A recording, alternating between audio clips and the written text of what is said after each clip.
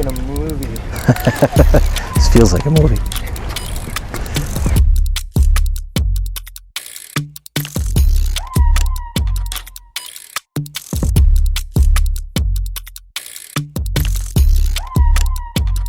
I grew up in Long Island and then I moved to Connecticut in '95. And then went to school, went to local technical school for a couple of years, Delhi, which is a SUNY, State University in New York, and then transferred to Syracuse and went to real college at Syracuse, and then came back to Connecticut and started building here. Went out to the Hamptons for a few years, and then in '08, right at the time of the crash, went back up to Westchester and opened up an office here for that company and started building here ever since. What's up, guys? Welcome, global headquarters. Come on up.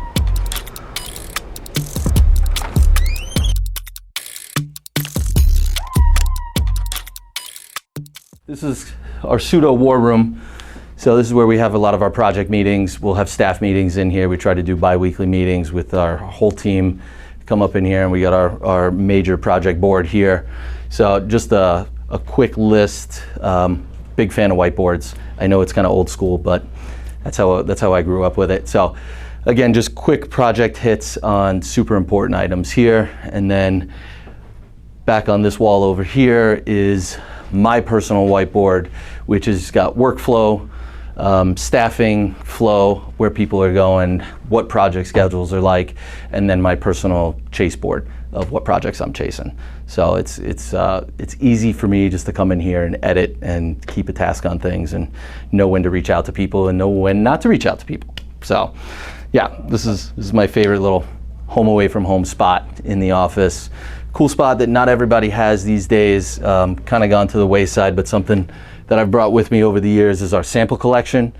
So we have various types of architectural hardwoods, flooring, stucco, metals, hardware samples, basically everything that I've collected over the years of doing some pretty intricate projects, I've collected and brought in here. So that, like, this is pretty cool. This is an Lutron keypad sample, just to be able to go to a client meeting and bring a physical piece with you.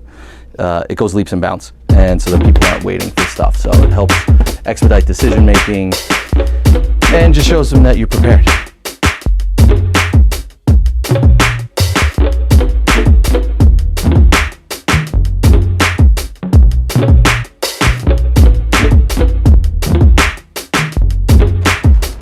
Good morning. How's it going? Okay, good. You too. I'm trying to put an elevator in right here. So we got to build a shaft 3 stories up. So the interesting thing is going to be in this existing house is this steel superstructure that's buried within the wall system. So we got to coordinate with the engineers because our elevator door is right here where this steel post is, where those 2 steel beams come together. So yeah. Did you know that coming in with the drawings and stuff, or is this? Now we did some preliminary probes here a couple months ago, but it didn't show, it never shows the full scope of the detail. So now that we got it opened up, we're going to meet with the engineers on Monday or Tuesday and figure out what the game plan is. What we're going to have to do is move, because the door to the elevator goes here. So we're going to have to move this steel column over a bit, re-weld those beams up top, pour new, cut the floor and pour a footing here so that the post can sit on the footings to support the beam. What's the timeline like that to, one, get things approved before you even move it? This one will be 3 or 4 days. And then the whole project here, we're trying to get done within the next 3 weeks. So we're really trying to knock it out fast and get out of the client's hair. Because it's pretty straightforward. It's just a shaft all the way up. The tough part is working in the existing house. So protection, floor protection is everywhere. We just started 2 days ago. So got everything nice and protected. And now go to town. So again, this is an existing office That elevator shaft is going to come right through this corner, go right up through that ceiling so that it serves all 3 floors. So we're going to cut this, move this over, all this cabinetry goes, new cabinetry throughout. So yeah, it's going to be fun. We like these ones because they're not cookie cutter.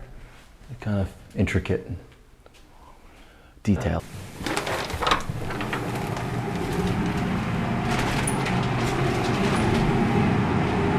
So it's existing master bathroom, and it was perfectly fine, except for the fact that the toilet was in the corner, and this is a rather large space. So they didn't like the fact that you're sitting on the toilet in the middle of this room. So what we've done in March is installed a water closet over there separately. So now in here, we're gonna remove the toilet, make the shower much bigger, install new his and her vanities, and then put a new tub looking out the window under the beautiful expansive view of the property. So game plan is to gut all this out, which we're in the process of doing right now. And then we'll do new marble floor, we'll do new shower slabs, new vanities, new paint, new trim, and yeah, turn it around. Trying to get a lot of dough, anything is possible. Turn me up in the headphone. Yeah. Trying to get a lot of dough and dirt through all the obstacles, cause anything is possible. The joys of working in this area is you get to work on projects that are historic homes that have been around for 120 years, 150 years. So it really is nice, and it's fun to bring something back to life. A couple of projects I'm going to show you today are existing old houses that we're rejuvenating and really making them special, bring them up to speed with electronics and lighting systems and control systems and audio, video, and so on and so forth. But really just taking the architecture, the old school architecture, and bringing it back to life, to new standards. So it's fun. In terms of style, it's an eclectic mix. Anywhere from a Tudor style to Georgian, stone Georgian, brick Georgian, all the way to shingle style, and then there's throw in some super modern down on the water. There's a couple of moderns, but it's nice because you get a wide variety of architectural vernacular to actually play with.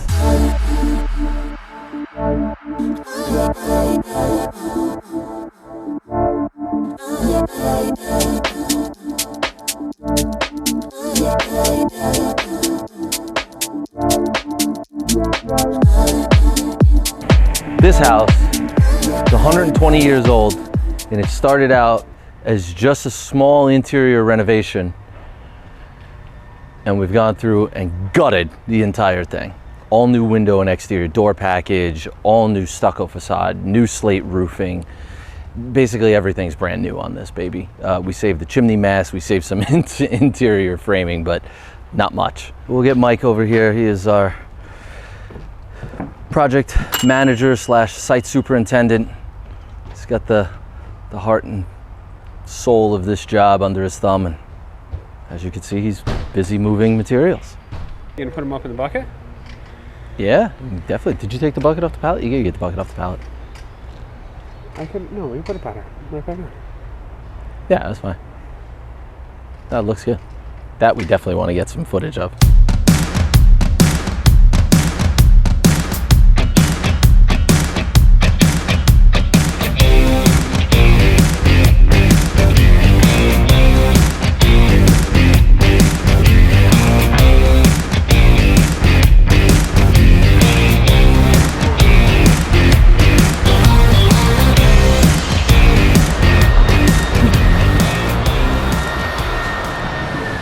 So throughout the project, we're trying to keep some of the original pieces from the house, like this window. It's an original 1800s window. Trying to work some of the old design elements in with the new parts of this house. He doesn't like how that crown starts and stops. Yeah, well, this will turn. This is all for temporary, but for now, you see you got a space there and a space there, and it's dying the same way this way. It just doesn't necessarily look balanced. The crown there because it looks too cluttered. So would you just not trim the door? Would you panel this? No, but what I'm saying is that this piece would stop over here, like return this here and have it self-return here. And then that piece self-return over there. And then, yeah, run the casing up and around and don't have anything on top. Okay. You know what I mean? Yeah. Take that off so that that's open space. The crown returns onto itself here. All right, so this was the inspiration that we saved. This was the original. So what we mimicked was here. Using 1-inch Xterra as like a nice solid base. Flex plywood, just getting all the curves correct. We have a couple of very talented carpenters on site. And then matching panel for panel, custom panel bits just to match everything from 150 years ago. And then going in, creating keystones to match the sides, all custom trim to match, and making sure that you can't tell where you have something that's 100 years old versus something that's going to be 2 months old. So here we are in her master bathroom. Custom marble tile, very tight grout joints. Here in the shower, we're doing something pretty creative. We're doing stone, so stone slabs will be on here. We have our waterproofing first, stone will be going on top. Then in the center, we're gonna be doing a window panel. Inside of the window, we're gonna use some Degordan wallpaper, flush it in behind glass. That way there, when you're showering, you can enjoy the stone, but you also enjoy some nice hand-painted wallpapers.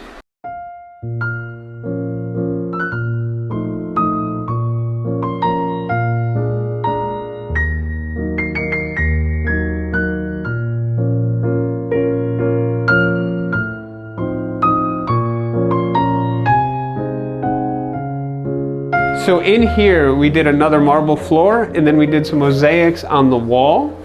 These are all laid out on the floor. We designed it all so that the corners would all match and the pattern would flow, and then cut and applied onto the wall. So this one shower took 2 guys just about a week to complete, between waterproofing and then cutting the mosaics.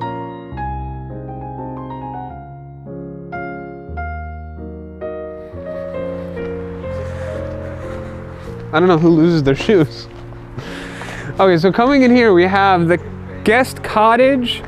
This started as an old 4-car garage, and what they're doing with that is they're tearing out the garage feature using some modern steel Clar windows. So we're gonna match the house, but it's gonna be a little bit more modern. We're still keeping the same 3-coat stucco system. We're keeping the same trim and slate. The dormers are gonna be a copper roof. And then the inside is just going to be a little bit cleaned up compared to the house, where we have a little bit more traditional. Starting at the beginning of the project, we were looking at the architect's plans. He didn't have a lot for us to go on, so we kind of did our system in here, tearing out the slab. We're going to do some underground blue duct. That way there, you never know what was under the old slab. Blue duct, radiant floor heating, and then be doing tile throughout. The clients are actually very interested in keeping some of the old history on the house. So this old stone wall that's supporting the second floor, the clients are actually going to repoint, and they're going to end up exposing a lot of that in the finished product. So when we first started in here, we were originally only changing the roof system on the second floor, but the entire floor system was not up to our standards. So what we ended up doing is talking to the engineers and putting double 11 7/8 LVLs edge to edge. It allows us to get a clear opening in here, and no squeaks, no bounce, no nothing on the second floor. It's a lot better of a system than what they originally started with.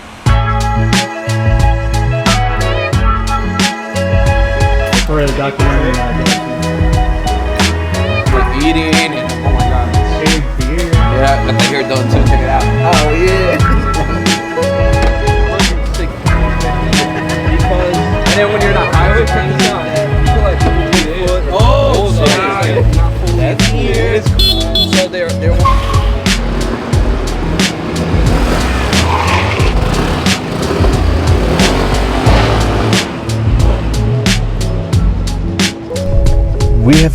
We've been fortunate to make some good long-term relationships with a lot of our trade partners. So I would say a big one, like our interior finish guys, we've been with them for 15 years now. and they pretty much go from project to project for us, just knocking out interior trim and cabinetry and stuff like that. It's one of the more important things to have a good relationship with your subcontractors, so that this way you don't need to necessarily babysit.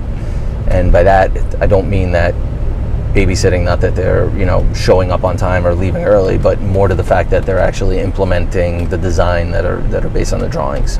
So, because there's nothing worse than building something that's incorrect and then having to take that down and rebuild it correctly. So relationships are important for sure, and it makes my job and my life a lot easier when you have good relationships with all of your trades.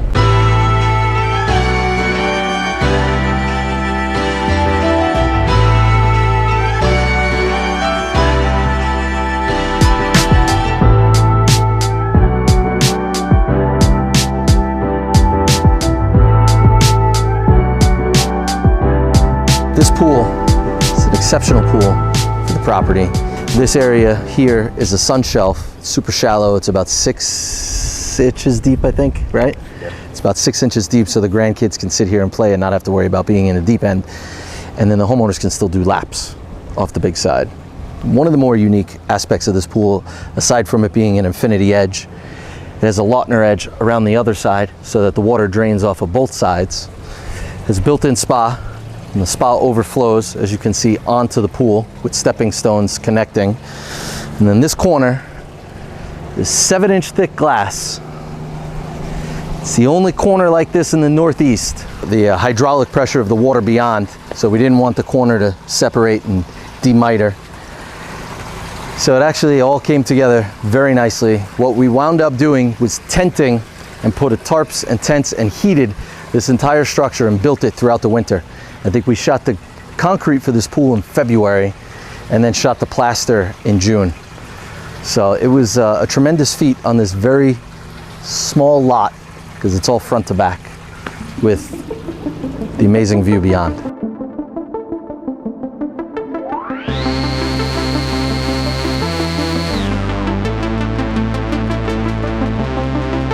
Well, all the pool equipment, all the mechanicals, the generator for the house is all in a bunker underneath these LeChase chairs. So follow me to our hidden mechanical room.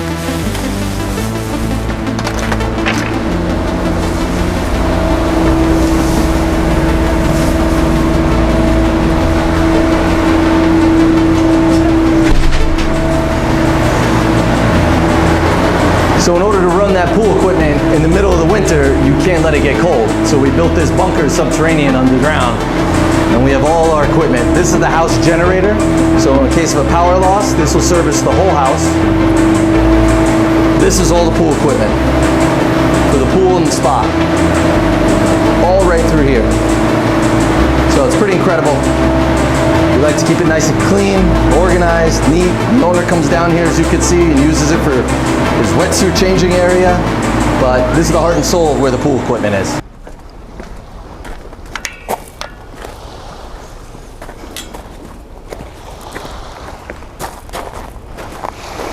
So we built stairs down to the beach.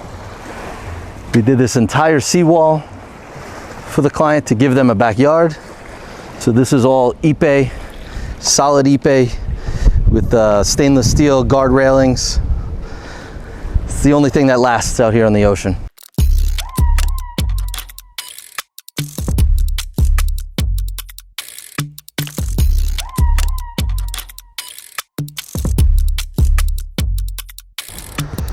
What are you up to today? Taking pictures. Oh man, I have a competition with my kids, which is hilarious. So I'm normally anywhere from 8,000 to 12,000, which is pretty average, I guess. It's a lot of steps.